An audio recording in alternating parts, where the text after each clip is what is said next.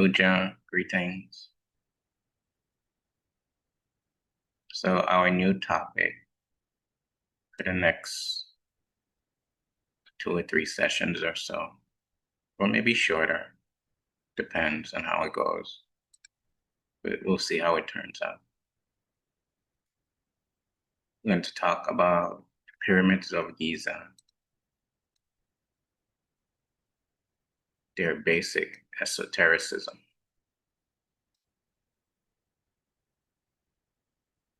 So the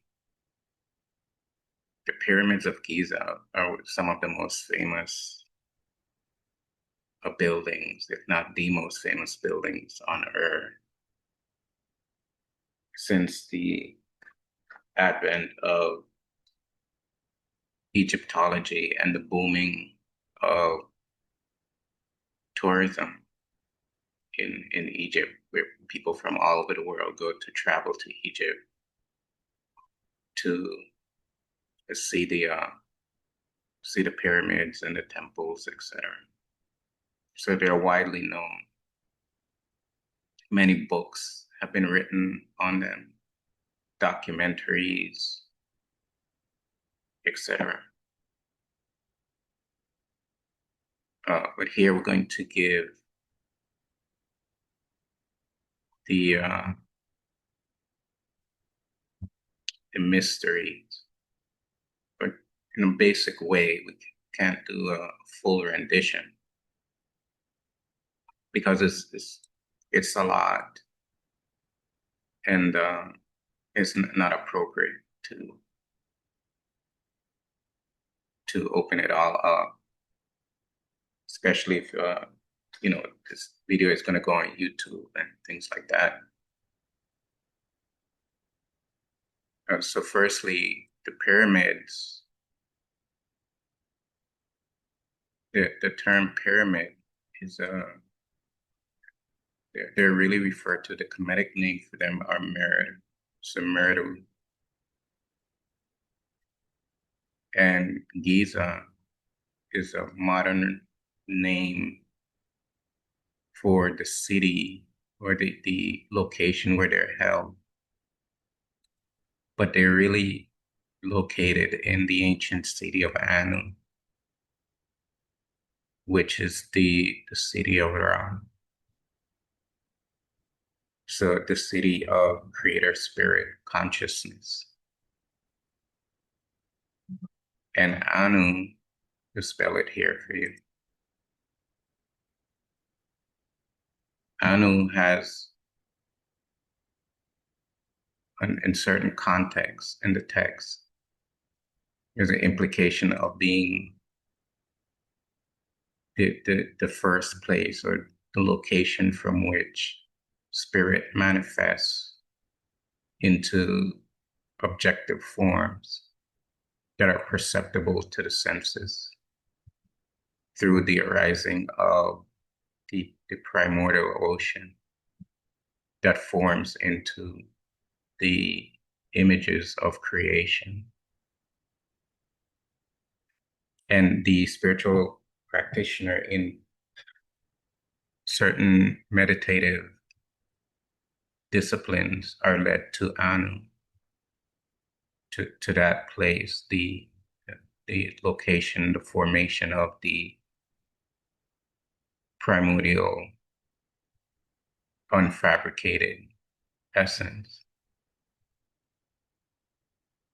So they're the Meru and Anu. So the pyramids of Giza. So Meru and Anu.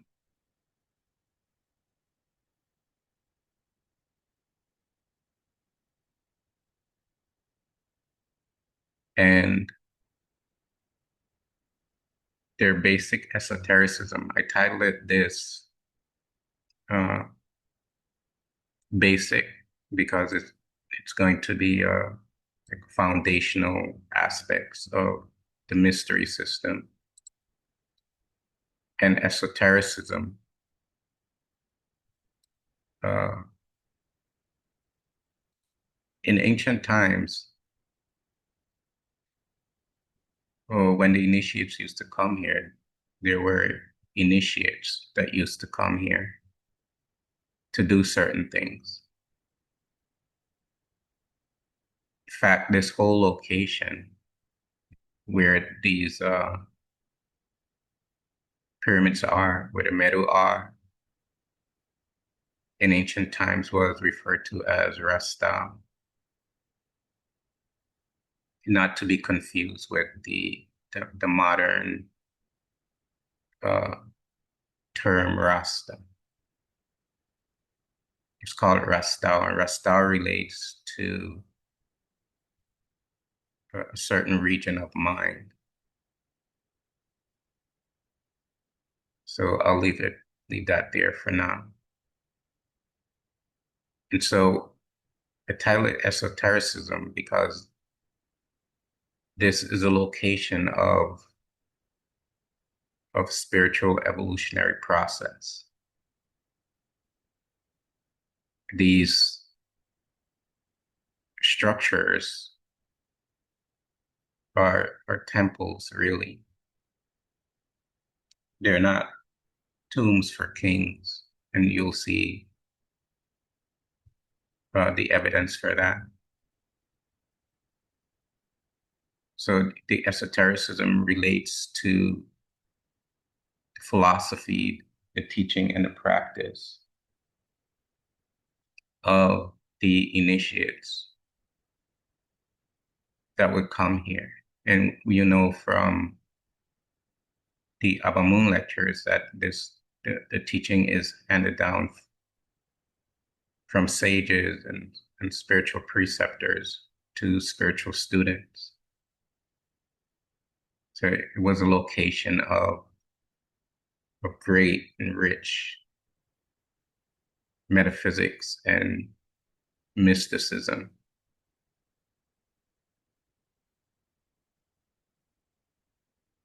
And these structures have certain cosmological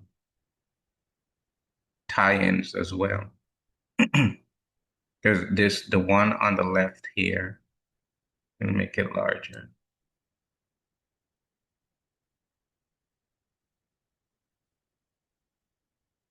So the one on the left here is actually the largest one. And their modern moniker for them is given uh, based on the idea of the pharaoh that oversaw the construction of them.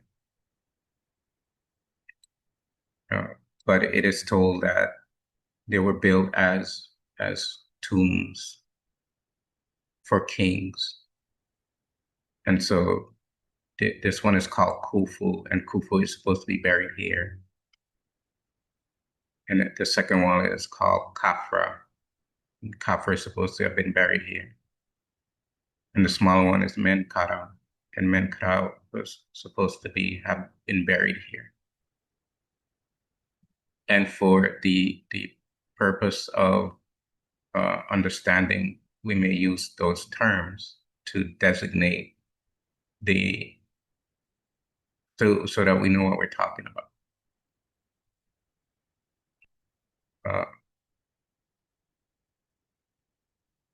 But again, these are not tombs. And them not being tombs even lends more to their grandeur and the magnanimous nature of their construction. You'll see why that is. The one on the left is actually the largest one, but from this location, it looks smaller because it's built on a lower elevation than the second largest one. So Khufu is larger than Khafra, but built on a lower elevation. And then you have the Menkaura one to the right. And I'll make it, you can see on the Khafra one, you can see at the very top a white limestone layer that remains preserved.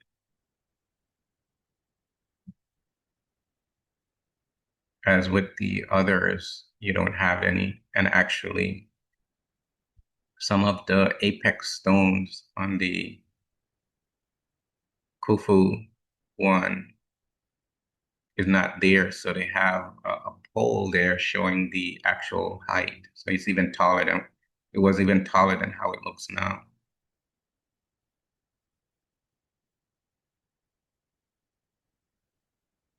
And we can go on and on about how they were built and who built them. And those are interesting discussions of, from the purpose of interest. But what we're more concerned about is what they were used for. And you know that no one knows how they were built, what techniques were used. There have been many speculations, but no one knows really. Uh, but I already gave a hint as to how they were built, if you could pick up on it. So these are sacred objects. These are sacred ritual and metaphysical objects that have cosmological implications, cosmological alignments, which relates to the cosmos within the human being. When you see people, you see like murderers, uh, wayward people, when you see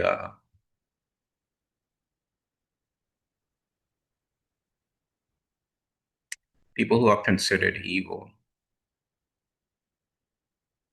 etc.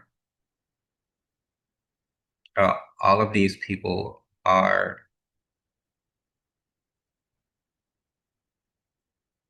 in a deep darkness, in awareness of their true divine nature. That's why they act the way they do. That's why people do things the way they do. And the point I'm trying to make there is that any human being that takes on the spiritual program that is essentially encoded into these and take on the spiritual program again as prescribed by the sages will discover one's own true divine nature.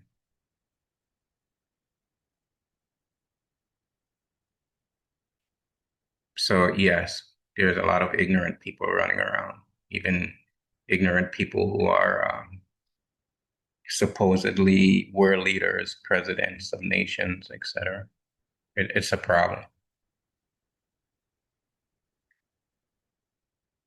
Now, obviously, they were made by large blocks, and they're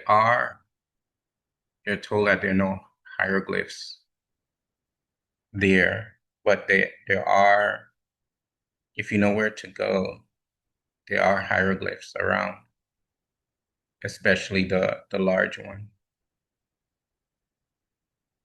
Um, and I published it in the my second book on Amdua. You can go there and see it.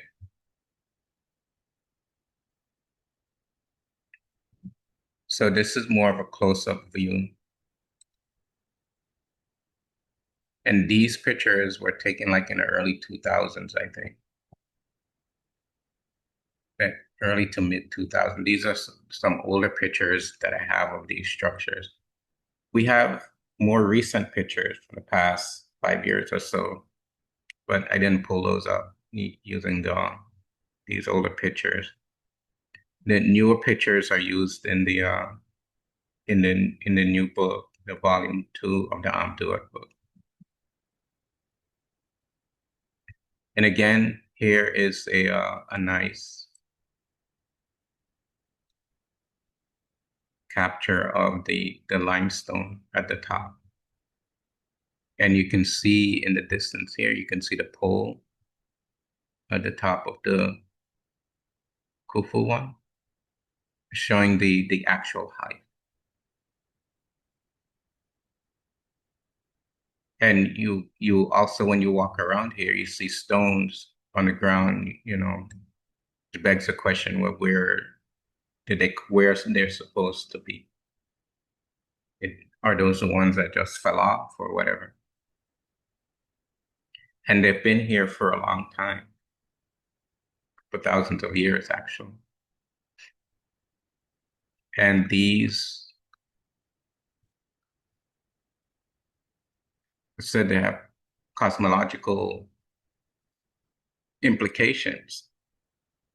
And one of the most, I guess, poignant cosmological relation they have is to the star system that is referred to as Orion, particularly Orion's belt.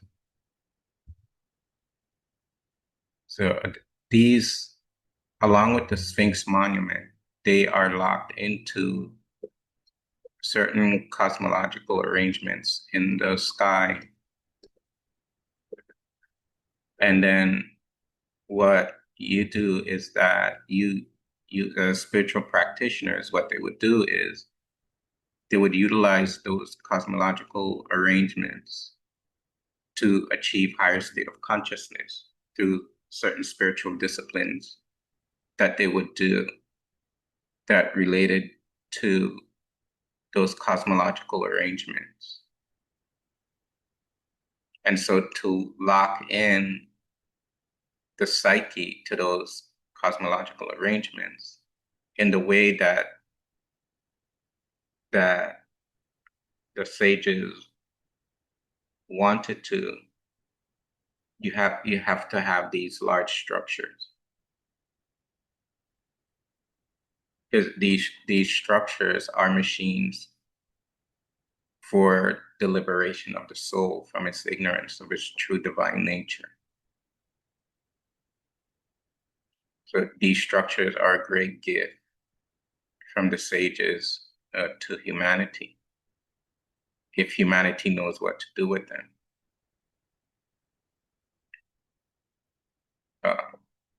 And if these cosmological arrangements, when they were first built according to these cosmological arrangements through the precession of the equinoxes, the precessional cycle and the natural spin and wobble of the earth, when the cosmological arrangement in the sky changes, it means that the structures have become disengaged from the cosmological arrangements. And then you have to wait 21,000 years or so for the Earth to come back around to the position where they are locked in again. So you have to go through the equinoxes.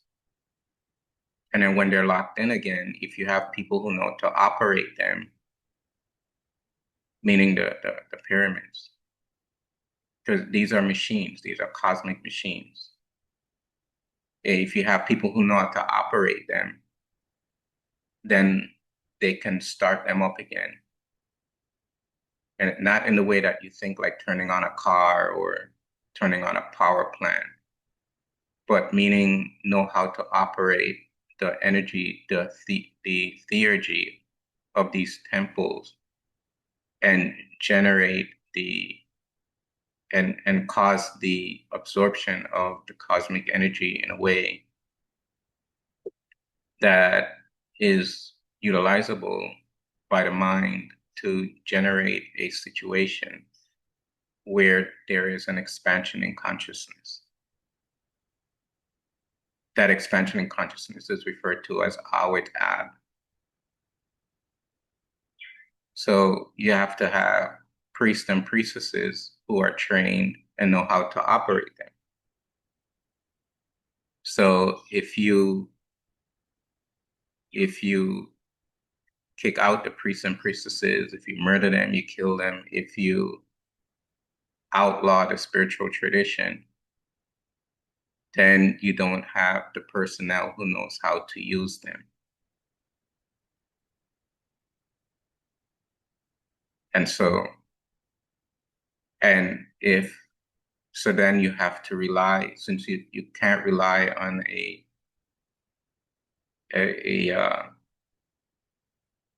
theoretical system training of priests and priestesses, then you have to rely on Aryu, meaning certain personalities may come around who were alive during that time that have deep unconscious memories or deep unconscious impressions that may come up and allow those personalities to be able to know what to do. But that's like Russian roulette. That's like it's better to have the mystery system, the Shitautneter intact over thousands of people, and you have to maintain it for over thousands of years, which they did until the invasions and the wars happened, et cetera, et cetera. But if that system is disrupted, then it's going to be a disjointed process, especially with the way how things are, since the downfall of classical African civilization and humanity is going to be a problem. And humanity is essentially reaping the effects of what has happened today with, everything that's going on. So the point is when you mess up a system that was designed by sages, there are serious implications, especially since once they put things in place. So if you have text, then someone may come around who has the unconscious residue, and the person will know what to do with the text. It might walk into a temple and it comes back to them, etc. And then, if humanity is the way how they are, they might not be able to recognize it or take it as something frivolous. So that's the predicament.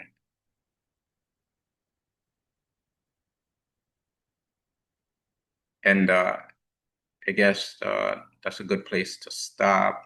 And when we come back, we'll do more, and we'll do more talking about the mysteries of them. So dua everyone, and dua again for a nice devotional. Until we meet again. Attack.